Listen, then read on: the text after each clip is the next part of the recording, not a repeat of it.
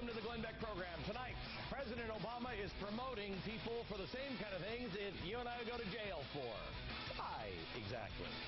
Also, we're not really friends with China, but we need them so badly our country could collapse without their help. Don't you love to be in that position? And did you hear about the woman who gave birth to the octuplets? Sounds like a bad joke, doesn't it? Actually, it is. I'll tell you why you should care about the ending coming up. If you believe this country is great, but every day you watch the news and you're screaming at the nonsense on TV, oh, you're not alone. Come on, follow me.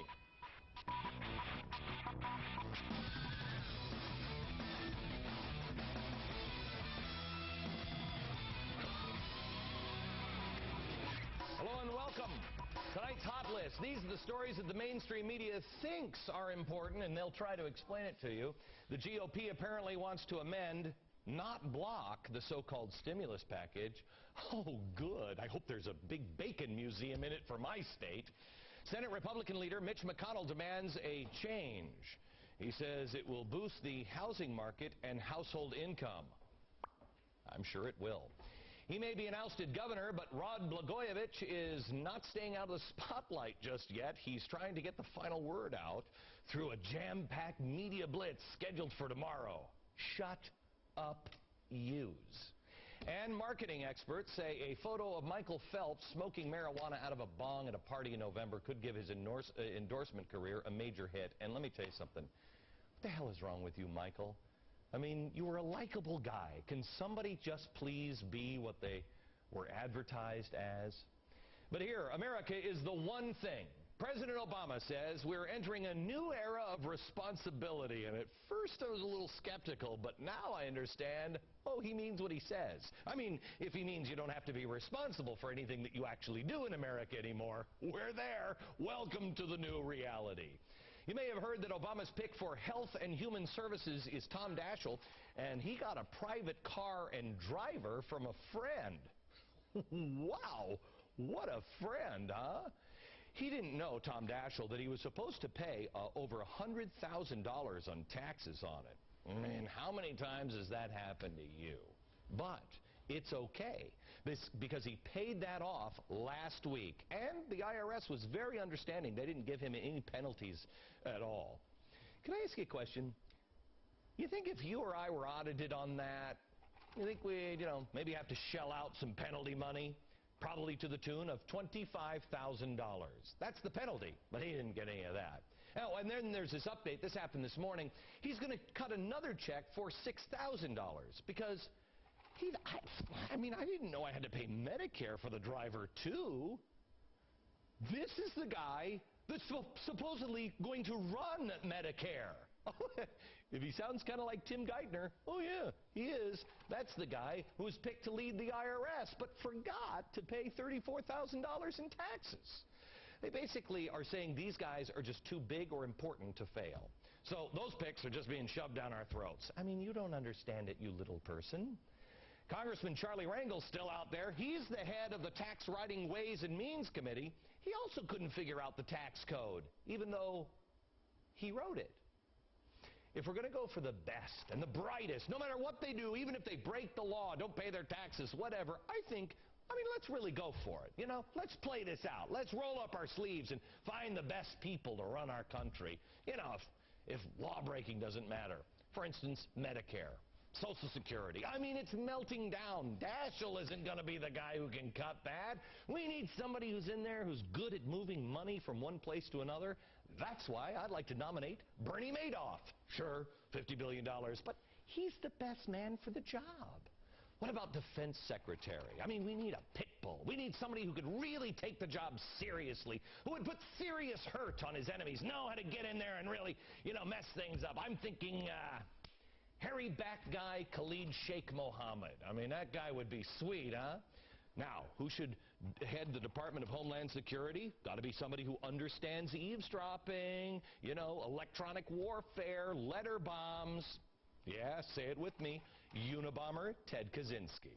Secretary of Labor, well, one of the big goals is to make things easier for you by increasing the power of the unions, so we need somebody that understands unions.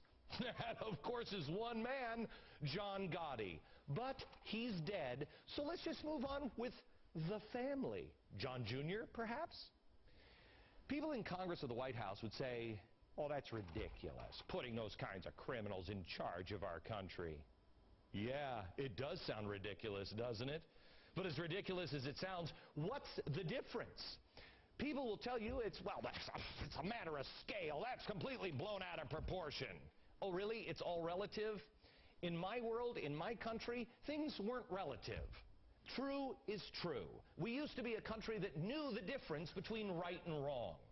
But when there's this kind of pattern, with so many people who don't seem to know what right and wrong is, or at least how to figure out their income tax, I don't think we should be cutting any slack to these people. You would be in jail for the kinds of things that these guys did. When there's a pattern, nail them. If it's a mistake, it's a mistake. But can you imagine what the IRS would do to you if you didn't pay your taxes like this?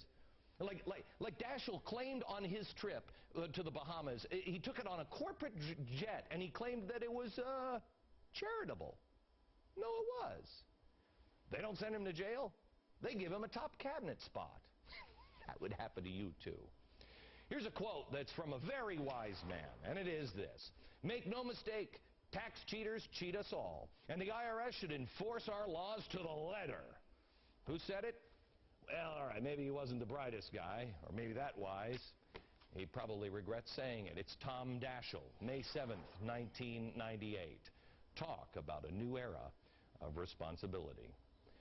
So, let's go through these scenarios. What would happen if you made mistakes on your taxes? Do you think you'd get a promotion? You think the IRS would be saying, you know what, you look like an honest guy? Or would they be tearing your life apart and ruining your credit in the process? Here's Douglas Burns. He's a former federal prosecutor and white-collar defense attorney who handles criminal and civil tax cases. Tom Daschle. Yes. Let's just say I don't pay $126,000 because a friend gave me a car and driver. Right. By the way, happen to you all the time, doesn't it? Oh, yeah, all the time. Who doesn't get a car and driver from their friend? You promised me you were going to do that for me. I know. Shh, keep it down. By the way, you forgot Mark Dreyer for Attorney General. Yeah, okay. What was on that? your list, you should have named Mark Dreyer Attorney General. He's the disgraced New York City lawyer. Oh, Pete. Okay, so we have Tom Daschle. He doesn't know to pay $126,000. What would happen if it wasn't Tom Daschle? Well, look, I mean, there's no doubt about it that these embarrassing instances are piling up left and right. I mean, and you're right. For an amount of $120,000, that's a serious tax problem that could have criminal ramifications. You could go to prison for avoiding $120,000 worth of taxes. And as you pointed out earlier, and you were probably talking more in the civil arena, I mean, you'd be piled on all over the place. They could put liens on you, freeze your bank accounts. I mean, so what would they do? It's not pretty. No, tell me what they would do. Just the average guy. Right. I'm a guy, and let's say I make an honest mistake of $120. Right. I'm trying to figure that one out. I'm trying to actually find an attorney that would help me make that mistake. Doug raises his hand. I will. You have that kind of a mistake. Right.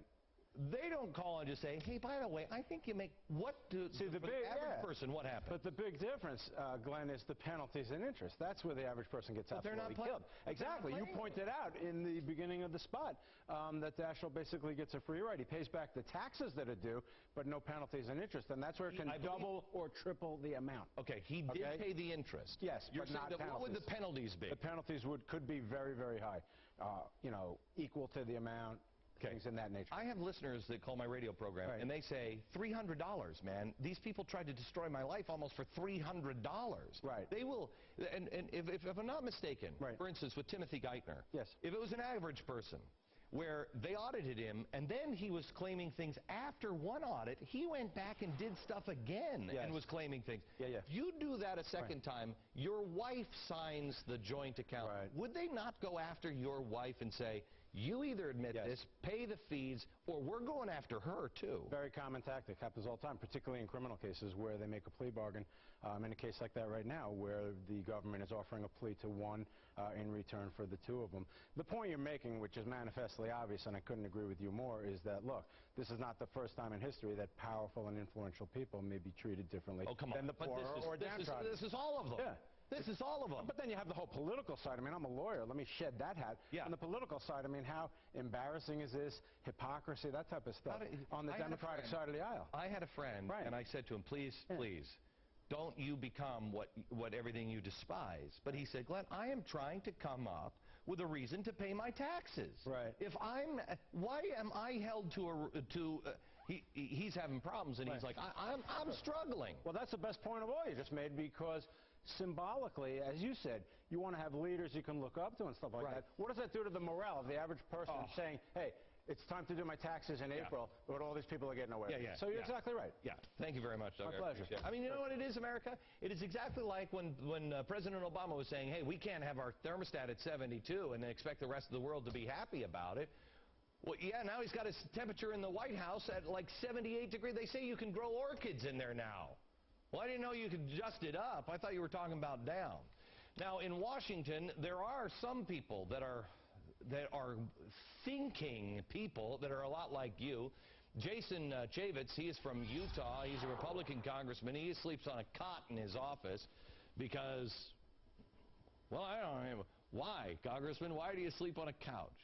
I mean, on a cot. You know, Glenn, thanks for having me on the show. Congratulations on the new show. I love it. Thank you, sir. You know, I got a wife and 3 kids. I didn't come to Washington, D.C. to sleep and go get some other place. I work late into the night, get up first thing in the morning, and I need to save the $1,500 a month that I can by just throwing a cot in my closet and sleeping there for a few hours and getting back after work. If I'm not mistaken, your daughter went to the store when you won in your district. Your daughter, you took her to the store, and you were like a Walmart or something, and you said... Yeah, a little Smith's grocery store, yeah. Okay, tell me what happened. Well, I needed some place to sleep, and so we saw a cot over there by the ice cream, and we threw it down on the aisle there and tried it out. It didn't have a bar in the middle of it, and I thought, yeah, this'll work. I can sleep on it. And you know, I sleep on it because I don't want her to have to sleep on it. Let me ask you this, Congressman. What is the atmosphere there in Washington? Are there people there that get it? That I mean, I think America, and maybe I'm wrong. I don't mean to speak for you, America. Let me speak for me. I am so tired. I am so frustrated. I mean, who are these cretins that are walking around in a different parallel universe where they just think they can spend and live any way they want and not really pay attention or reflect to us at all? How many people are there, would you say, that you know, just walk around the hallways and like, psst, hey, I'm with you tonight, midnight. You know, we put everybody to sleep. I'm serious, a little sleepy. There are a lot of good just a little sleepy gas on everybody just for like a month. You just put them all to sleep for just about a month, and we just take care of everything, and then they wake up, and they're like, what happened? I don't know, but everything's fixed. Have a good nap. Well, you know what, there are some very good and decent people here. What I'm afraid of is that it's just been business as usual with Nancy Pelosi. I mean, we had one of the largest spending bills in the history of the United States of America. We didn't even get to debate it. We just threw it up on the floor, and thank goodness the House Republicans voted against it. Congressman, I want to ask you this. I ran because I'm fed up. Hang on just a second. I was absolutely fed up. Hang on. I want you to ask, because I don't know about the rest of America, but I'm fed up with the left-right argument. I'm tired of people throwing the other party down the elevator shaft. How about your own party? How about the Republicans who have just been like, oh my gosh, what is this? Oh, it's a principle. I haven't seen these principles in a long time. Now all of a sudden we're expected to believe you have principles? I unseated a 12-year incumbent Republican. And it's because I said the Republicans had the House, the Senate, and the presidency, and they blew it. And so we organized a grassroots campaign, over 1,000 volunteers. I had no paid staff. I had no campaign office. I refused to go into debt. I wouldn't buy anybody a free meal. And it resonated with the American people. That's how I got into office. Thank you very much, Congressman. I appreciate it. I mean, can we put up the full screen real quick on how much people make? This is the net worth on just some of the people in Congress. Oh, you don't have the full screen? I'll do it tomorrow. Look, it's 5 o'clock. I mean, hello, the other shows get a few more hours. We'll have it for you tomorrow. Get off my back. Most Republican governors now are breaking with their GOP colleagues in Congress, and now they're pushing for the stimulus plan. But not all GOP governors support the plan. Thank goodness there are some with common sense. With me now is Governor Mark Sanford of South Carolina, also the chairman of the Republican Governors Association. Governor Sanford is a critic of the current stimulus plan, even though, Governor, I believe your state of South Carolina will get $2.1 billion of the stimulus plan. Because I guess before I'm a South Carolinian, I'm an American, and my wife and I have 4 little boys, and the debt upon debt upon debt that we're piling to pay for all these different promises coming out of Washington will ultimately be borne by those little guys. And I think that we as well have a problem in that it is non-stimulus stimulus. What we're really doing is freezing up the private marketplace, which is the mother of all stimulus in our economy. And I think that if we stay on the road we're on, we're headed not toward a prolonged recession, but frankly to depression. I think it is a tragic mistake, and for that reason I'm standing against it, trying to throw anything I can into the anything into the wheels of machinery, if you will, to try and stop it. I think it's a huge problem. Governor, I couldn't agree with you more, but I don't think, quite honestly, I mean, if you look at what's happening, we've got a segment on China not buying our debt now. They've made a change here the last week, and also what's happening in Mexico. I think you're looking at global Katrina if we don't play this right and if we're not careful. I mean, I just think, I really truly believe our republic is at stake. How come, I mean, I'm looking at the list of some of the governors, and we'll get to these later on in the week, and I'm going to talk to some of these governors. Even people like Governor Sarah Palin, who I really respect and like. She's for this stimulus package. I mean, I don't even understand it. What is the your vice chair is actually for it. Right. Well, can you help me out on again, I'm going to let other people speak for themselves. Well, I mean, the arguments are the obvious, which is anytime you put large chunks of money on the table in front of any political body or any politician, there's generally going to be a reach to grab your share, because anybody's a fiduciary for their state or their territory or their congressional district. I get all that. But I think, as you correctly just pointed out, this really is a gut check on where we go next as an American civilization. Whether or not, in fact, the capitalistic system that we've enjoyed to date continues to move forward, or do we move closer to some third world country in that if you got the best political connection to Washington, you get the golden tap on the shoulder and your business is bailed out, but hey, if you don't, you're out of luck. That is a very scary place to be, and the associated costs with that kind of business, I think, are very, very scary. The old saying is, he who doesn't learn from history is destined to repeat it. And if you look at the history of the Great Depression, a lot of the same things that are being pulled out of the pages right now were played back in the 1920s and the 1930s, and they did not work. We're talking about going down a road that is going to prolong, exacerbate, and deepen the crisis that we're in. Governor, thank you very much. By the way, if you have not read Amity Schleye's book, The Forgotten Man, have you read that, Governor? You have? I have read it. Fabulous. Yeah, I mean, highly recommend it. I mean, you can look at it. I'm going to get her actually do a time chart of the late 1920s and early 1930s and just say, this is what they did, here's what we're doing, and just show it. But you're exactly right. It's the same course, except we've done what they did from 1929 to 1933. We've done it in about 4 months. Thank you very much, Governor. Now, an update on our new game show, Where in the World Are Chris Dogg's... I mean, do we have the theme? We don't have the... Wow, this is really... the wheels are coming off this show like crazy. Chris Dodd's mortgage papers, we have an update on that, and how China could make or break our economy. Next. All right, it's time to play. Roll it. Tell me where in the world are Chris Dodd's mortgage papers. Only taken half a year. But today, finally, the chairman of the Senate Banking Committee finally released the mortgage papers that he promised he was going to make public 6 months ago. Perhaps due to pressure from this show, not so much. Anyway, in the papers, they detail the financing of 2 of his homes through a VIP program with the troubled mortgage lender, Countrywide.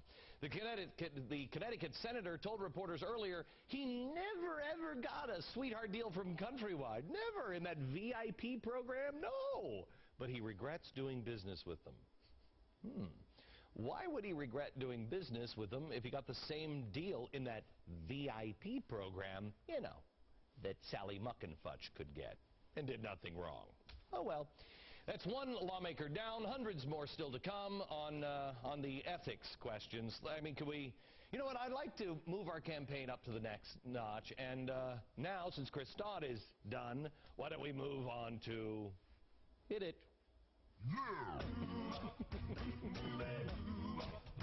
Tell me where in the world are Charlie Wrangle's critics. I mean, could we find somebody that has a problem with the most powerful House and Ways Means Committee chairperson who's like, I don't know how to do my taxes. I couldn't figure it out. It's all a mess and a lot of words in there and stuff. Charlie Wrangle, you're the next contestant on the Glenn Beck program. Why aren't lawmakers, why aren't the people in the media digging through his home finances, unpaid taxes, and sketchy fundraising? Oh, we will. Yes, we will. Welcome to the show, Charlie Wrangle. You're up next. Now, the U.S. relies on China buying our government debt. The Fed pumps money into the system, and China is supposed to buy that debt in the form of treasury bonds. Has anybody thought, what happens if things go badly with China and they stop buying our debt? Stephen Moore, senior economics writer at the Wall Street Journal, author of The End of Prosperity.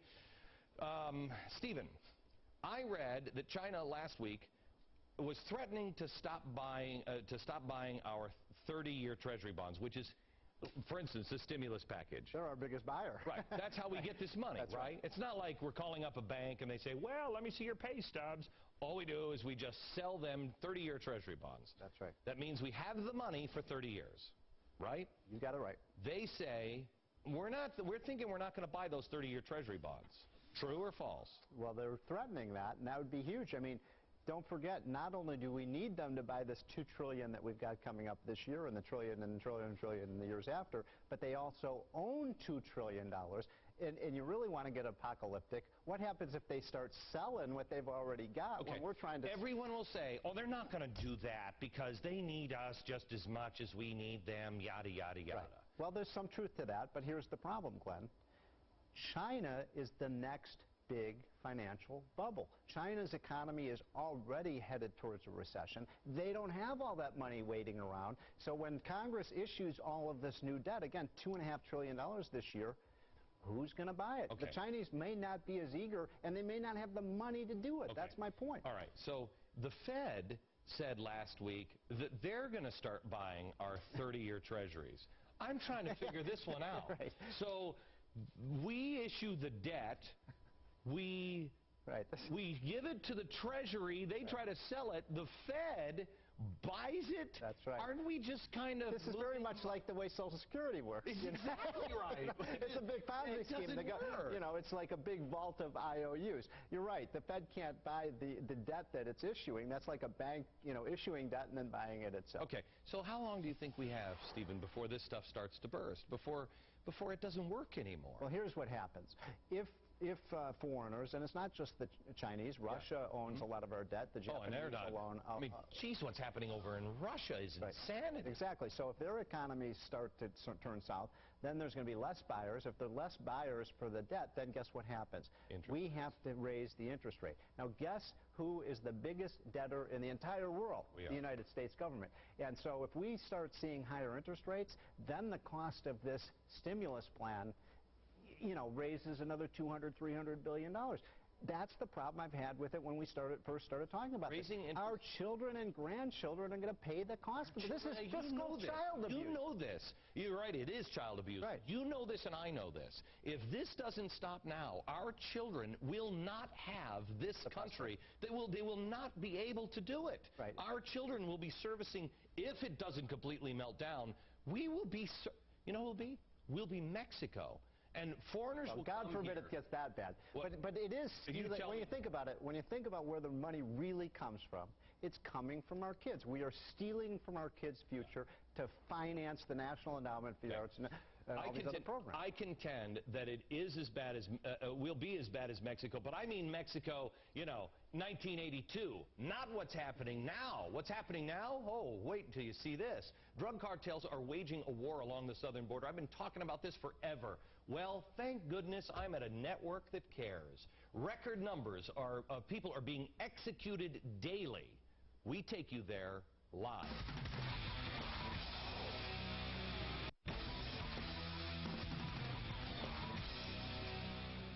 Ahead, she was a hero for giving birth to 8 children. Now an international outcry against her. How many kids is too much? But First, the headlines from... I didn't say that out loud. First, the headlines from Fox Central with Patty Ann Brown. And luckily no one saw you, Glenn. So I'm just saying, really. I've got a little rule. Never let them outnumber you. And then that changed, and I was like, okay, now they're triangulating me. But no. Now they're surrounding me. Once they can surround you, it's done. One too much. Okay. Just saying. All right. Okay. Thanks. In the news right now, America officially has a new top diplomat. Secretary of State Hillary Clinton was sworn in this afternoon with her husband, former President Clinton, daughter Chelsea, and mother Dorothy at her side. Vice President Biden administered the oath of office. Secretary Clinton was confirmed by the Senate on January 21st. She's the third woman to serve in that post. And police in Boulder, Colorado are now back in control of the JonBenet Ramsey murder case. They had turned the investigation over to the district attorney's office in 2002 amid criticism of how the case had been handled. Police say they'll apply new technology and expertise to help solve the 12-year-old murder mystery. And those are your headlines. I'm Patty Ann Brown. Glenn Beck returns in a moment, but first, let's check in with Fox's Brett Baer live in Washington for a preview of what's coming up on Special Report tonight. Hey, Brett. Hey, Patty Ann, a packed show on Special Report. Will tax problems derail Tom Daschle's cabinet nomination? Why is President Obama considering a top Republican for another cabinet spot? Will that top Republican take it? And a report on the meaning of this weekend's Iraqi elections. Join me in a few minutes, 6 Eastern Time for Special Report. You know, if you happen to watch me on another network, you know that I've been following what's going on our border in Mexico for quite some time, and quite honestly, I couldn't get anybody to pay attention to it. Let me tell you something. This network has been covering this for quite some time, and I believe they are going to up the ante here. We have new reports that are out now, and we have Jonathan Hunt, who has been sent down to Mexico. An average of 15 people are being executed every single day. We have kids that are caught in the crossfire. I don't know if you've seen any of his reports, but he joins us now live from the border town of San Ysidro, California, with an exclusive look. Jonathan, thank you for being there, sir. And tell me, what's going on? How bad is it? Thanks, Glenn. And yeah, if you look at the headline facts and figures, it is very bad indeed. For a start, nearly 6,000 people died in Mexico's drug wars last year. That is 4 times as many lives as were lost in the ongoing fighting throughout Afghanistan. You then take a look at the local police forces across Mexico. They are hopelessly incompetent, hopelessly corrupt. The police chiefs are either on the take from the drug gangs or dead. So President Calderon had very little choice but to send in the military to try to get control of this situation. He did that back in 2006. Last year, the spiraling death control, the spiraling number of deaths meant that he had to step up those military patrols. We joined them on the streets of Tijuana, and you can see that the military is bringing some calm, some sense of tranquility and normalcy back to the urban areas, but it is a very, very tough fight indeed, Glenn. They are troubled at every turn by corruption in almost every government body. The police, as I've said, the judiciary, there is so much corruption, so many people on the take from the drug gangs who, let's face it, probably have more money than the Mexican government as a whole, that the army is really facing an uphill task. But having said that too, Glenn, I believe that they are very confident. General Alfredo Duarte of the 2nd Military Zone here in Tijuana, in fact, told me he believes President Calderon will be able to predict victory in 2 years. That is a very bold claim, and one I have to say that few people outside of Mexico would actually back happening, Glenn. I don't buy that at all. Jonathan, information is extraordinarily difficult to get. Over the last few years, I've talked to reporters who will talk to me one time and then they're nowhere around. You can't find them. They don't want to take your phone calls. I've talked to people who are living down there and say, I can't say anything about this. I don't believe it's just corrupt on that side of the border. I believe it's corrupt on this side, but it's almost impossible to get information. Have you heard that there are people that say that there are actual lion dens about 20 miles off our border where these cartels will take victims and people who are standing up against them and feed them to the lions for entertainment? Is that true? Have you heard that? I have not personally heard those sort of claims, but there is absolutely no doubt, Glenn, that when you're dealing with the drug cartels, you are dealing with some of the most brutal terrorists, I guess is the best word for them, on earth. They behead victims. They leave the bodies and the heads on the steps of government buildings as warnings. They leave the heads outside local police stations. Just a couple of weeks ago, for instance, they shot up the offices of Televisa, one of the biggest of the Mexican broadcasters, as a warning to them. Do not cover the drug war. So clearly, anybody, a journalist, a civilian, anybody who they feel is against them is a target for their brutality. Thank you very much, Jonathan. I appreciate it. America, I'm telling you, just something inside of me, my gut tells me, this is the key to our future. This is the key of really dark stuff if we don't pay attention to it. Let me go to Peter Brooks now. He's Senior Fellow for National Security Affairs at the Heritage Foundation. Peter, I just made a pretty bold statement that this is a key to our future. With Mexico being the 12th largest economy, the 3rd largest supplier for oil to the United States, and there's another one that is gigantic. I can't remember what the second, what was that one, Joe? What was it? Oh, and the second biggest trading partner in the country. That thing falls apart and melts down. That's not good. Not at all. 110 million people.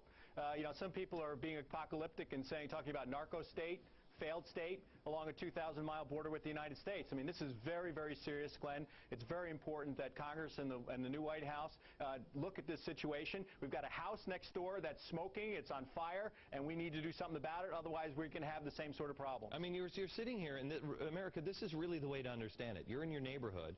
You got a nice neighborhood. You know, things have been a little shaky, et cetera, and you're worried about your home values because, you know, the economy's getting a little shaky. You have a drug cartel come in and set up a crack house with all the murder and mayhem in your neighborhood. What do you think happens to your house? It's only a matter of time. But what do we do, Peter? What should we be doing right now?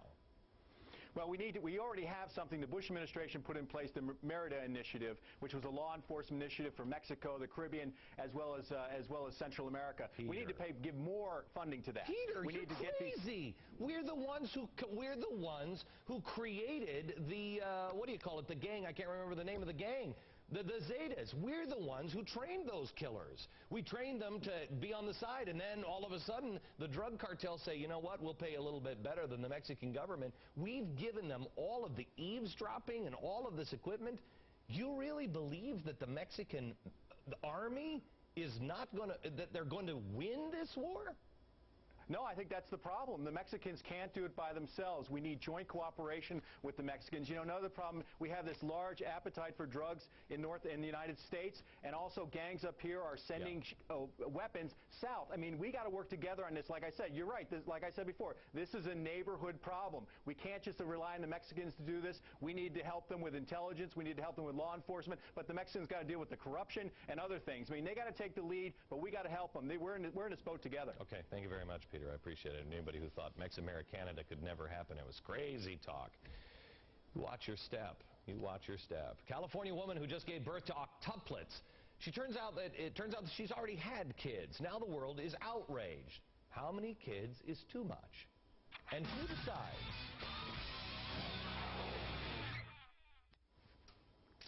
Well, she may have delivered the most children in America this year, but the 33-year-old woman who just gave birth to those octuplets in California isn't being hailed as Mother of the Year. Outrage now seems to be growing over the multiple births. The mom of 14 has already bankrupted her parents, and soon she may be bankrupting you. Joining me now is Robert George, a professor at Princeton University, member of the U.S. President's Council on Bioethics. You know what?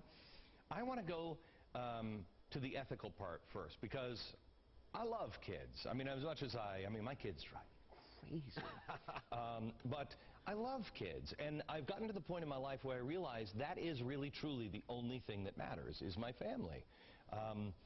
And I hear this story, and she loves children, but then I start hearing that, okay, 14, well, big deal, so people have a lot of babies. But she doesn't have a husband. So that's not stable. She doesn't have a job, apparently. We're supporting her. I mean, I don't mean to be crass here, but shouldn't the person who, the turkey basting company say, you know what, maybe this isn't such a good idea? She would never have been able to adopt these children, would she? No, I don't think she would at all. The problem here is not a problem of having large families. Children are a blessing. Right. Large families are a wonderful thing. The problem here is an industry that's largely unregulated, the assisted reproductive industry. Most of the members of which I'm sure are entirely ethical people. I have objections to the way they do business, but that's a moral dispute. But I'll tell you, when it comes to doing something like creating 8 embryos and then implanting 8 embryos in a woman who doesn't have a husband, who doesn't have any visible means of support, her parents we have a very serious ethical problem here. These children are brought into being, Glenn, deliberately fatherless. Now, we know that in ordinary life, tragedies happen. Children lose fathers because fathers die. Children lose fathers because of family breakup, family tragedies.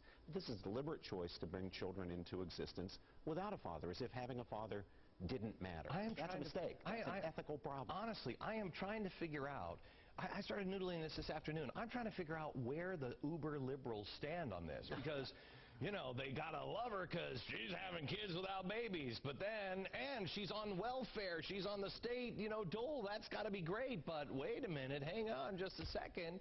I mean, you've got all of these issues that, when you look at, I feel like a horrible person saying it, but these children should not have been brought into life with her. It's wrong to strap these children. But then I don't want anybody telling me what's wrong and right to do with reproduction. Well, there needs to be regulations of an industry that creates large numbers of children. And that's true of our assisted reproductive industry. And it's an amazingly unregulated industry. The bringing into existence of human life is a very serious thing. But now we have an industry that can create an unlimited number of embryos, doesn't have to account for them. They often go into cryopreservation. Their dignity is completely undermined by that practice. We're talking here, Glenn, about human beings in the earliest stage of their development, embryonic human beings. These are not natural resources. These are tiny embryonic members of the human family, and there needs to be some control over the creation of these human beings and the disposition of these human beings. Okay, we have to come back to this in just a second. It's a complicated issue, and I also want to get into something I saw in the Drudge Report about an hour ago that said, an American company said, hey, that human-animal hybrid thing, we don't think it's working. Who's thinking that it should work? More with Robert George next.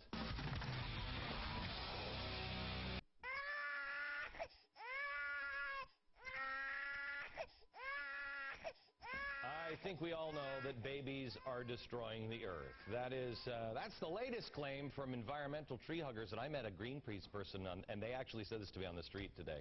Would you like to be the first to save the earth? I said, back off, freak. I don't think so. Robert George is here. He's a professor at Princeton University, member of the U.S. President's Council on Bioethics.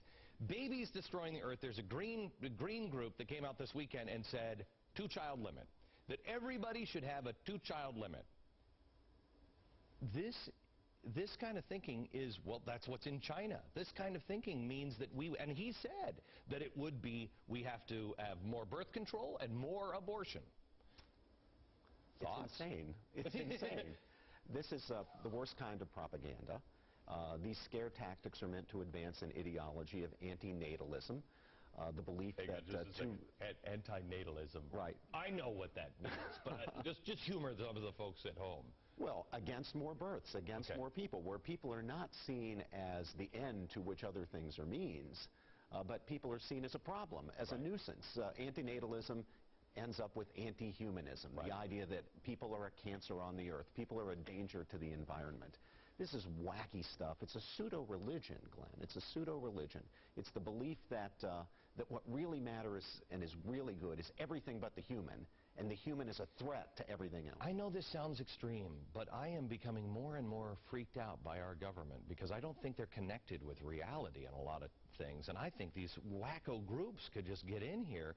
This is the kind of thing that you need to start worrying about if you're talking about universal health care, because people will become about dollars and cents.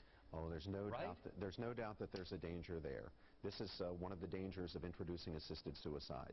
The reality is that it will be the poor, the vulnerable, those without protection, the elderly, the frail, who will be pressured, sometimes in subtle ways, to make the, quote, choice, unquote, to end their your patriotic duty. So you see the problem on both ends. Yeah. The problem of pressuring people to have abortions, to limit the size of their families, and on the other end, to kill themselves, to do away with themselves. Professor George, always good. Wonderful to see you, Glenn. Appreciate it. All right. If you ever just want to tune out because you don't think your voice is being heard, give me 2 minutes to start changing your mind. Next. Last week, I got one of the most important calls I think I've ever gotten on my radio program. I want you to listen to it, please. I really tuned out. Not a magazine, not a paper, nothing. I mean nothing. The only thing I had in the background is you and Rush as background music for major headlines. I didn't even know Israel, was tossing bombs around with the Palestinians. I knew nothing about that until one day I saw a headline when I went to buy some gum. I really tuned out, I think, a little bit more than you think. No, you just tuned out as much as most people do in America. They get their news from Jon Stewart and watch American Idol. That's what most people do. I'm one of the zombies that I complained about for 20 years, and I'm one of them now. But I can't bring myself back. Every time I try to turn the TV on and take a look, I got Mr. Lowry telling me, I heard his benediction, as I thought, hey, let me respect the presidency and at least listen to this, right? And then Lowry's on telling me that white needs to embrace what's right. I said, you know what? Click. I went right back again. It's frustration that we're all feeling. I've thought about doing the same thing that Ed has done. I honestly thought, I'll just move to a farm and I'll unplug and I can be happy. Then I realized I'd be happy for about 10 minutes. I couldn't keep that up because I would know that I would be shirking my responsibility, and it would really only be a matter of time before my rights or my children's rights were completely gone if we didn't pay attention. I think the frustration that we're all feeling is by design. It's coming from big business, big government that are all melding into one. They have made our life so complex, and then on top of it, they say things like, well, you don't really matter. Your voice doesn't count. It doesn't you won't make a difference. Anything you say, it doesn't matter. And you're not smart enough to really understand the real problem. Don't worry, we'll take care of it. Well, if you allow them to do that, then they have control over you, which is their plan in the first place. And they can do it because no one is standing guard anymore. But I want you to know that you do get it. You're not alone. You're not the only one screaming at the TV every day. And you know why you're screaming at the TV? Because you actually believe in something. You believe in something. You believe in this country like the majority of people left and right do. Most people are just tired, we're hacked off, and we don't know what to do anymore.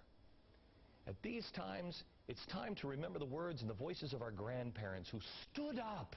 They fought against socialism and communism. They went through the Great Depression, and if I heard my grandmother tell the story about the large sandwiches that they used to eat one more time, I would have lost my mind. But they did it because it was the right thing to do. They knew what this country was. They knew who we are as Americans. You know what? People say that I'm really kind of hokey because I believe in that Norman Rockwell America, but I really do. We all want that America. We want an America that's good and kind and fair and gentle. An America where the laws are applied equally to everybody, no matter how smart or how stupid they are. If you do unplug, if you don't stand up, if you don't square your shoulders, then you know what? We're letting down the people who gave their very lives to protect this country. It's just our turn to serve. And most of us do it without a uniform. You just have to remember that you are the protector of liberty. You are the guardian of freedom. It's on your shoulders. It's not on the military. It's not on the people in Washington. Damn it, this is your country. This is my country. And it's about time that we pledge to each other our lives, our fortunes, and our sacred honor, that we will pass it on in a better condition to our children. No matter what they say, we are not outnumbered. We surround the weasels. It's not the other way around. As I told that caller, Ed, last week, you give me 2 weeks to prove it to you. Keep watching, America. Give me 2 weeks. I'll show